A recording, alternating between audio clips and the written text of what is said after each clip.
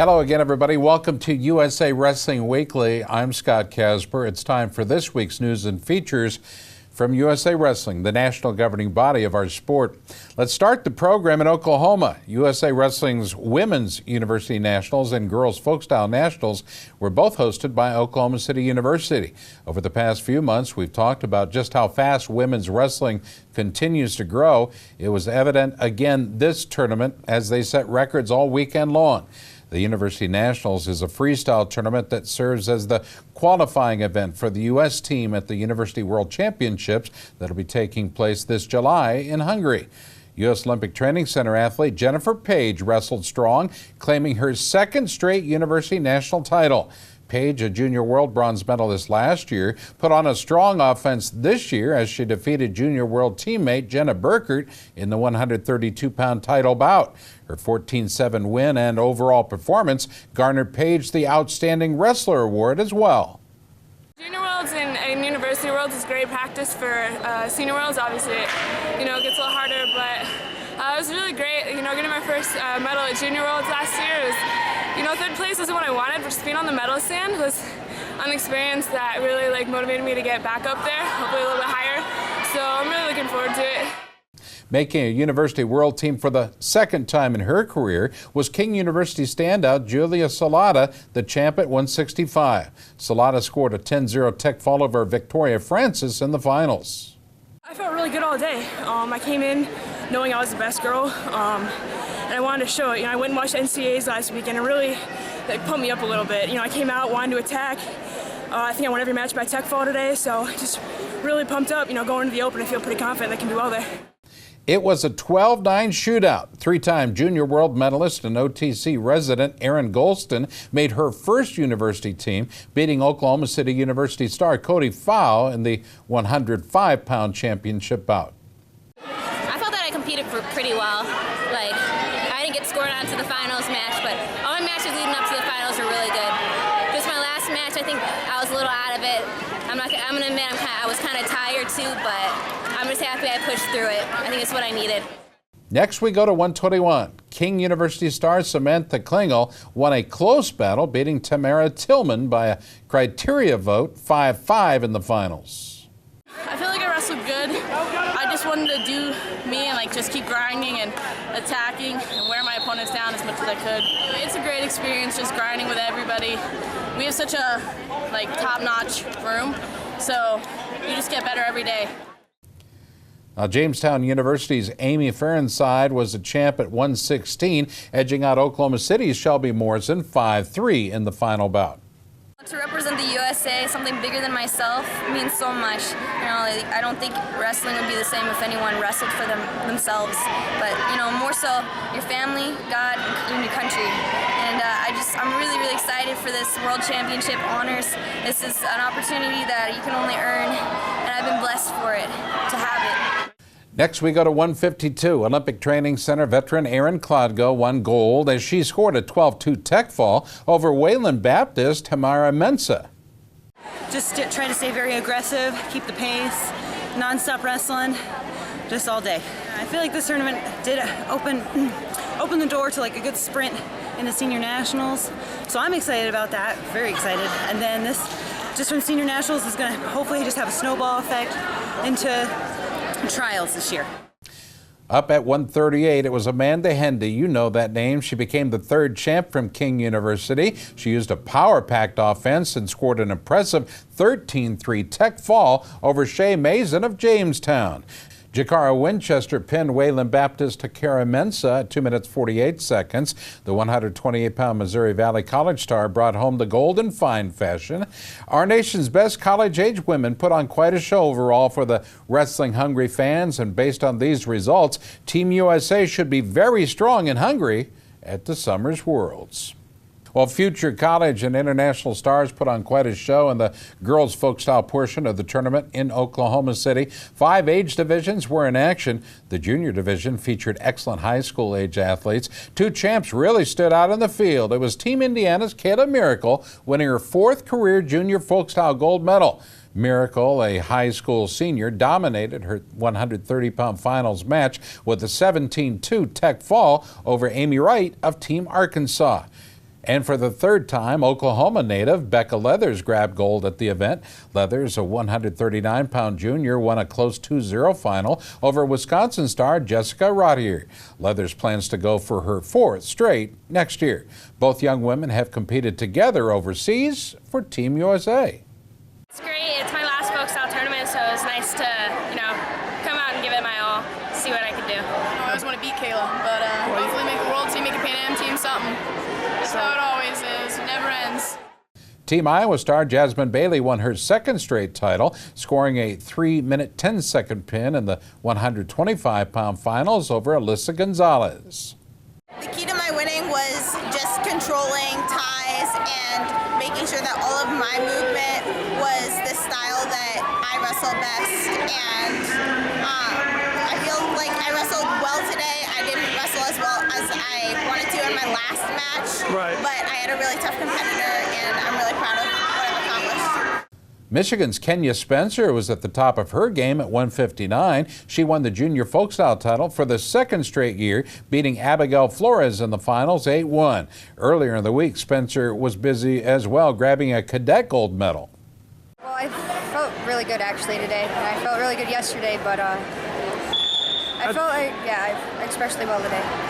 It's nerve-wracking. I was really nervous. I mean, I took more time to warm up this year, and I just thought a lot about my matches before I wrestled. Spencer wasn't the only champ in both the junior and cadet divisions. In the junior finals, South Dakota's Rona Heaton picked up the pace at 105, beating Harmony Roberts of Team California 11-6. There were co-champs at 97 as well, Marina and Regina Doi. You know them, the California twins. Well, they reached the finals as well. USA Wrestling age group rules allow siblings to be co-champs if they reach the finals against each other. Just last summer, the Doi sisters were cadet world medalists for Team USA. At 117, the finals paired two other California stars. Maddie Tung scored a pin over Gabrielle Garcia at 2 minutes 33 seconds. Other individual champs include at 112, Teresa Rankin of Michigan, Dominic Parrish of California at 121, Rachel Waters of Iowa at 148, Kendall Rusing of California at 172, and Lakia Wagner of California at 198. Now, competition in the junior division was intense this year, with the largest turnout in history. Folks, stay tuned. We'll be back after the short timeout.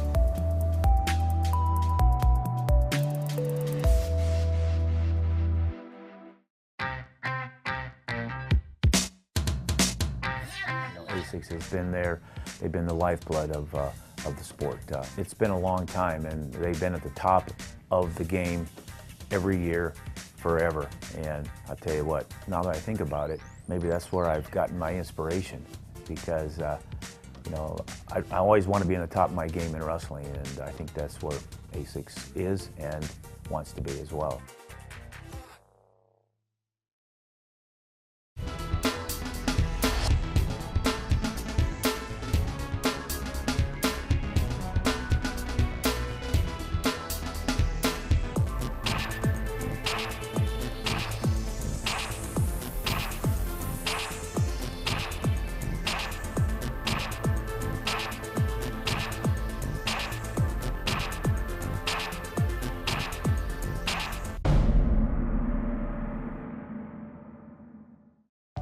Hi, I'm Wayne Boyd, Director of Operations and Development for Titan Mercury Wrestling Club. The club was founded to help wrestling worldwide, especially at our senior level, of course at the collegiate level and the high school level. But the most important level for Titan Mercury Wrestling Club is the kids level. And these are some of the guys today that will be tomorrow's Olympic champions. Let's hear it, guys. Titan Mercury! That's Titan Mercury Wrestling Club, San Marino, California.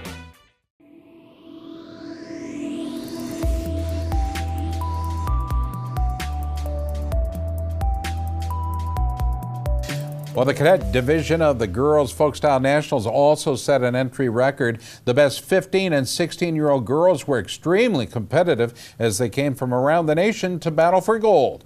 Two top stars won cadet gold for the second straight year. It took about 5 minutes 45 seconds to get it done, but California's 124-pound Gabrielle Garcia grabbed her second title with a pin in the finals over Iowa's McKenna Falconberry.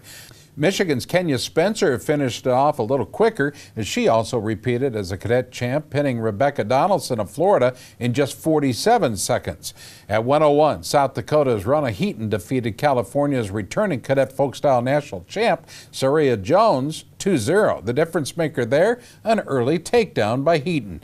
Two other finals ended with early pins. Haley Cox from Utah put away Jocelyn Murphy of Illinois in the 95-pound finale, and Sierra Foster of Idaho pinned Madison Seals of Texas in the finals at 115.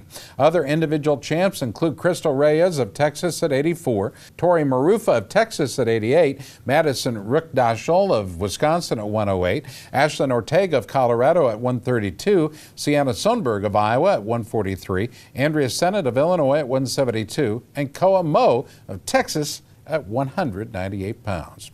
Well, the girls' junior national folkstyle duels served as a backdrop for more highlights as a record of 8 teams battled for top honors. In the end, Team California walked off with all the hardware. In Pool A, Team California A scored wins over Texas, Illinois, and the draw team in dominant fashion. In Pool B, it was Team California B who had wins over Michigan, Texas, and Virginia. Well, the California team chose not to wrestle each other in the finals. The championship trophy went to California A, and the runner-up went to California B. The girls from both California teams posed together for their awards. Third place went to Team Michigan, while Team Texas took fourth. That's Team Texas A took fourth. Well, the Folkstyle Nationals featured the future of our sport with 3 girls' youth divisions.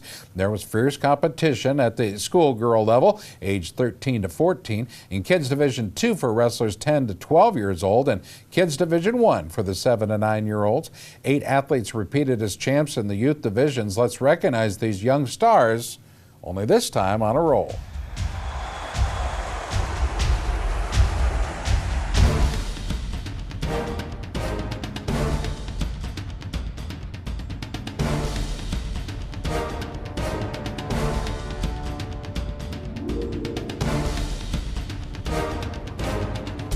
All right, well, next week, USA Wrestling will hold its biggest Folkstyle National Championships of the year.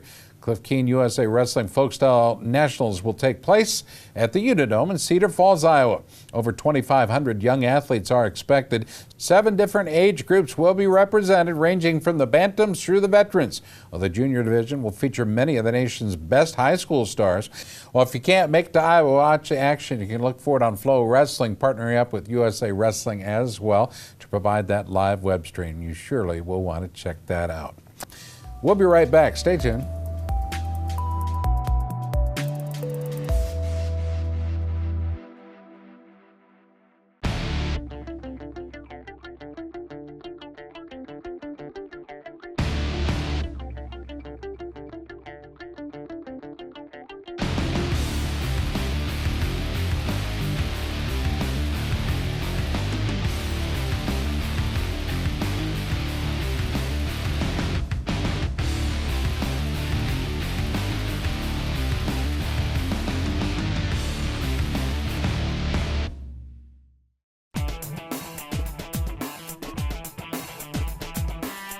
Each season, Liberty Mutual's Responsible Sports Community Grant Program awards $65,000 to youth sports organizations and school sports programs that demonstrate their commitment to responsibility in youth sports. Your organization could be one of our 20 winners this season.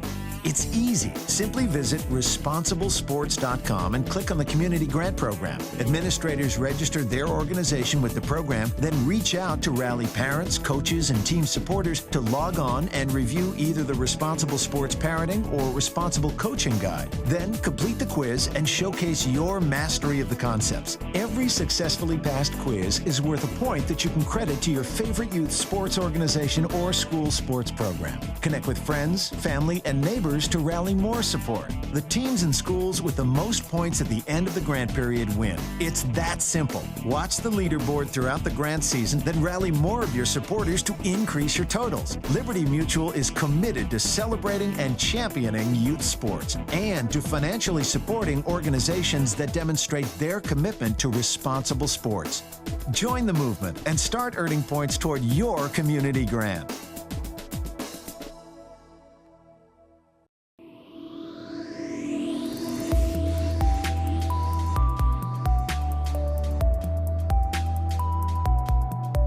Well, the Dan Hodge Trophy goes to the nation's top college wrestling star every year.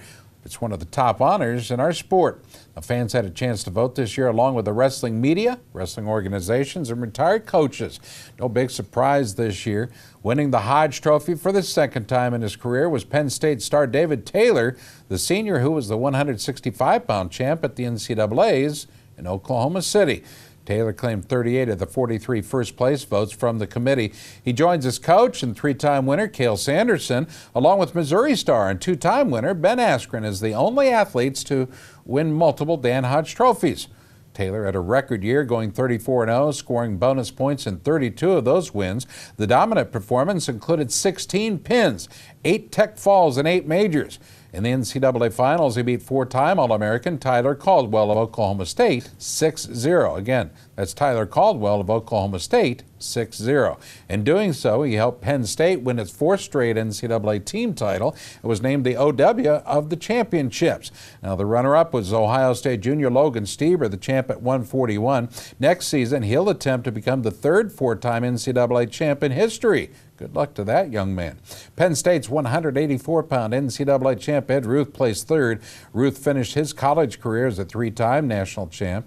Two-time NCAA champ Chris Perry of Oklahoma State, the 174-pound titleist, placed fourth. And sophomore Alex Ehringer of Oklahoma State won his first NCAA crown at 157. Well, he finished fifth in the voting. Another set of important awards were announced by the NCAA, which gives trophies to the most dominant wrestler and the athlete with the most pins and tech falls in all three divisions. These awards are based upon statistics from the entire season. At the Division I level, the most dominant wrestler was Penn State's national champ David Taylor, followed in second by Ohio State NCAA champ Logan Stieber at 41, and Penn State's Ed Ruth, the 84-pound national champ, in third. It's all based upon how athletes win their bouts, factoring pins, tech falls, majors, and other factors. The Division I pin leader was Indiana's 57-pound standout Taylor Walsh. He pinned 22 opponents in 65 minutes, 9 seconds. Wow. Close behind in second was Bucknell heavyweight Joel Stolfi, who also pinned 22 but needed 66 minutes to get it done. In third place, David Taylor of Penn State with 15. Of the top three Division I leaders in tech falls, Ohio State's Logan Stieber with 11, Northern Iowa's Joe Colon at 133 with 10, and Wisconsin's Tyler Graff at 133 with 9 techs. Here are the winners in Division II. The most dominant wrestler was Notre Dame star Joey Davis at 174. Winning the most falls with Pitt Johnstown's 97-pound standout Zachary Bennett. He had 14 pins in 28 minutes and 9 seconds. The tech fall winner was Lake Erie's 133-pound standout Austin Gillihan with 8. In Division III, the most dominant there, Wisconsin Oshkosh's 157-pound national champ, Nazar Kolchitsky. Taking the most falls award was Thomas Rayons of Augustana at 184 with 25 pins, and the technical fall leader, Shane Seifert of Wisconsin Whitewater with 11.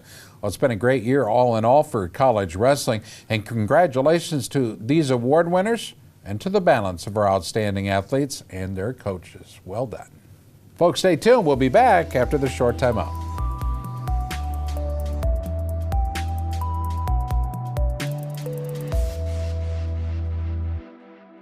There comes a point in your life that determines who you are, whether you will lead or follow, whether you will fight or give in, whether you will win or lose, and what you will count as your victory. Both of these guys are explosive, and it's not over. This is going to be a great match.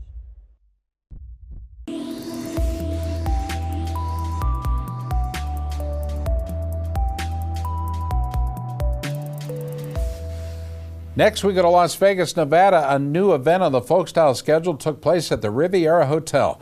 The Postseason Nationals, organized by wrestling leader Brian Keck, featured nearly 500 athletes from around the country competing in a variety of age groups.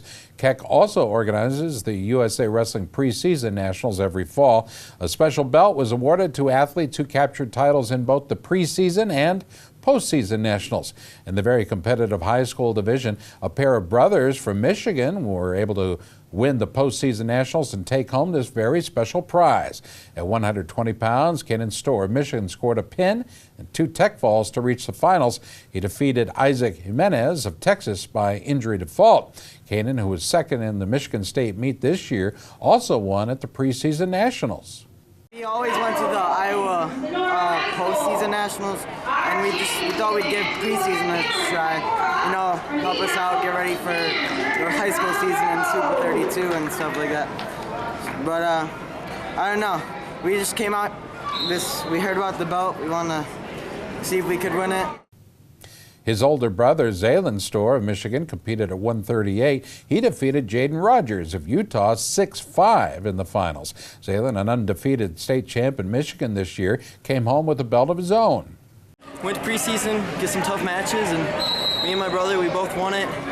We heard about the belt in Vegas, so we're like, why not go for it? A little vacation, some good wrestling. That's what we were thinking. I'm too old for field of cadets, but I'm going to be training. After spring break, I'm training all the way up till Fargo. A number of other young athletes in other divisions were able to win a special belt for their victories by sweeping these 2 events. Overall, the level of competition at the tournament was outstanding, and it was a great start for a brand new event. We're able to catch up with some of USA Wrestling leaders who were at the competition. First, Rob Cate, an active member of USA Wrestling in Nevada, talks about the postseason nationals. Today we're at the Postseason Nationals. It's kind of the bookend of a 2-tournament series, the preseason nationals in Iowa and the postseason nationals out here in Las Vegas, where we get the best high school wrestlers and the best youth wrestlers and allow them to put a bookend championship on their season. We also talked with Team Arkansas's Christy Mann, who had a group of athletes at the event and helped out building wrestling in the state. We are really growing in Arkansas, and we're real proud of that. And one of the things that we always try to do, when we saw this pop up at the beginning of the season, we put it on our calendar immediately for our kids. We know when USA Wrestling hosts something, that's where the real meat is, and we like to get our kids there because we know it's the best competition, and it's always a real well-run tournament. Well, congratulations from all of us at USA Wrestling to all of our medal winners in the postseason nationals, and thanks to the wrestling community and leaders who helped provide the opportunity for our young stars. During the competition in Oklahoma, we caught up with some leaders who are helping build women's wrestling in our country. Brent Harvey, a leader in the women's program in Michigan, has developed the War of Roses girls wrestling series. These are all-girl folk-style competitions that are held around the country, giving girls a chance to have a good competition close to home. They felt like they were treated special from the tournament directors and the people around them, and they didn't have to worry about who was saying what about them just because they were a girl wrestling in a boys tournament. So I feel that they get much more out of a tournament where it's just girls in the building, it's just girls wrestling. Kevin Andres is the coach for wrestling at Ottawa University in Kansas that'll field its first varsity program next season. He was in Oklahoma to recruit young athletes for his program and to get prepared for his first season on the women's circuit. They actually added both men's and women's at the same time, and when they were looking to explore to add sports, wrestling was on the top of their list. So they decided, well, if we're going to add men's wrestling, we definitely need to be adding women's wrestling. We're the only women's 4-year program in the state of Kansas, so it's a great location because we're right close to Kansas City. Well, just last week we announced USA Wrestling's Richard Emmel had received the National Wrestling Media Association Award as the new Media Specialist of the Year. We'd also like to recognize the winners in the other categories, including the Division I Sports Information Director of the Year, Brian Johnston of Virginia Tech, the Small College Sports Information Director of the Year, Tom Nelson of St. Cloud State. The Wrestling Journalist of the Year is Joe Kania of the Star-Ledger in New Jersey. And the Broadcaster of the Year is Mark Bader of Flow Wrestling. The Photographer of the Year, Mark Beshe of The Guillotine. And the Publication of the Year is The Predicament from Iowa. The website of the year is Track Wrestling. And there's a new award called the Jay Hammond Special Achievement Award. And that's in honor of the late wrestling historian Jay Hammond, who passed away earlier this year. The winners this year, Jamie Moffat, who wrote the book Saving Wrestling with co-author Craig Sesker. The other winner was T.R. Foley, who published the book Full Circle. Both books focused on the Keep Olympic Wrestling effort and gave insight into wrestling success and staying on the Olympic program. Well, we've reached that time of the program where we show pictures. Yeah, it's time for the USA Wrestling Photo of the Week contest. The pics are sent in by wrestling families and fans from around the country and are being considered for the photo contest page in USA Wrestler magazine and our Facebook page. This week's picture comes from Jerry Brugink with a photo of the USA Wrestling Girls Folkstyle Nationals four-time champion Kayla Miracle is center of attention from Team Indiana. She's competing in the finals at 130 pounds. Have your photographs considered for all of our contests simply by emailing them to Gary Abbott at gabbett@usawrestling.org. Folks, that'll do it for this week's show. We're running a little late. Appreciate you watching. We'll talk to you next week.